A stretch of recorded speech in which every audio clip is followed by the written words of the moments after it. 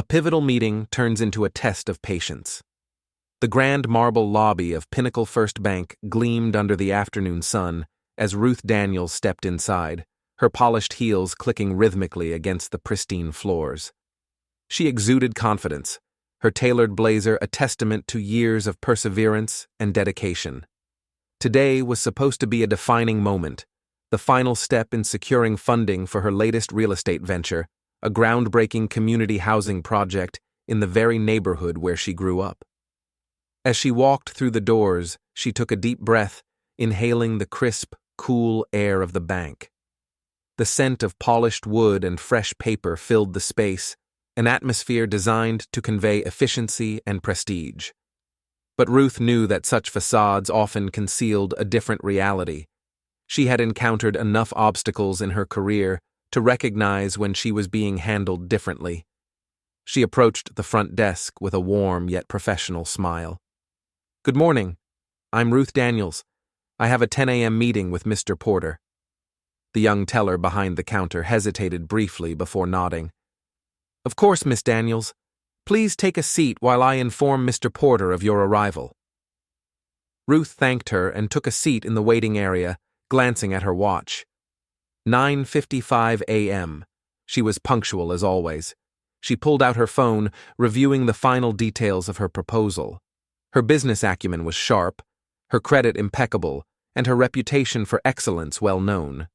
This meeting should be a mere formality before moving forward with the project. The waiting area was spacious, adorned with sleek leather chairs and abstract art. Ruth adjusted her posture, smoothing the hem of her blazer. A middle-aged man in a navy suit entered after her and was immediately attended to by a different bank representative. She watched as he was led to an office without delay. The subtle, unspoken dynamics of preferential treatment were playing out in real time. An unacceptable delay. But the minutes ticked by. At 10:10 a.m., she noticed the teller whispering to a colleague, casting nervous glances in her direction. Still, Ruth remained composed, reminding herself to be patient. She had faced challenges before, and she wasn't about to let an inconvenience shake her. But in the back of her mind, a small voice of concern began to form. By 10:30 a.m., her patience had worn thin. Rising, she approached the counter once more. "Excuse me, but I was scheduled for a 10 a.m. appointment. Has Mr. Porter been notified?"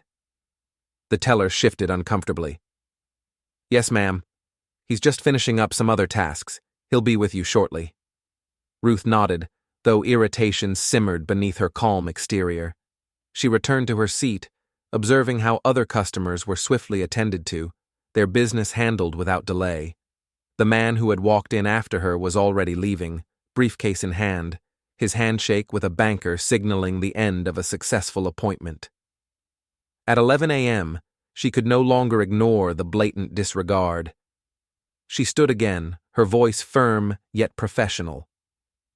"It has now been an hour past my scheduled appointment.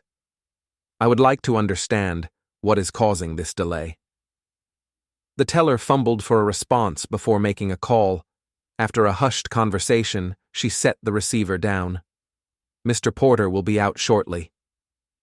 30 more minutes dragged on before the bank manager finally emerged. Samuel Porter, a middle-aged man with an air of arrogance, strode toward her. His navy blue suit was perfectly tailored, his slicked-back hair pristine. But his eyes held a condescending gleam as he forced a thin smile. "Miss Daniels, apologies for the wait," he said, though his tone lacked sincerity. "We've been swamped." Ruth met his gaze, unwavering. "I had a 10 a.m. appointment. It's now 11:45. I would appreciate it if we could proceed." "Of course," he replied, motioning toward his office. "Right this way." The power play. Inside his office, Porter settled behind his desk, shuffling papers with deliberate slowness. "So, Miss Daniels, what can I do for you today?" Ruth took a controlled breath, maintaining her composure. "I'm here to finalize the loan for the Franklin Heights development. Your underwriting team has already approved all necessary documents." Porter glanced at his computer screen, clicking his mouse lazily. Ah, yes, the Franklin Heights project. Quite the undertaking. Yes, Ruth affirmed. And as you'll see, I have met every requirement. My financial records, projections, and business plan have all been approved. This is the final step. Porter leaned back in his chair, folding his hands over his stomach. Well, these things take time, Miss Daniels. I like to personally review major loans to ensure there are no discrepancies. Ruth's patience was threadbare. I was informed that the loan was already approved pending your signature. That's correct, he admitted. But I like to take a closer look. You understand, of course. She knew exactly what was happening. A deliberate power play, a calculated effort to make her feel small. Still, she refused to give him the satisfaction of rattling her. Take all the time you need, she said smoothly. I'll wait. The unexpected turn. By 12:45 p.m., she had reached her limit. Rising abruptly, she forced Porter's attention back to her. Mr. Porter, she said, her voice measured but firm, I expect professionalism and respect in all my business dealings.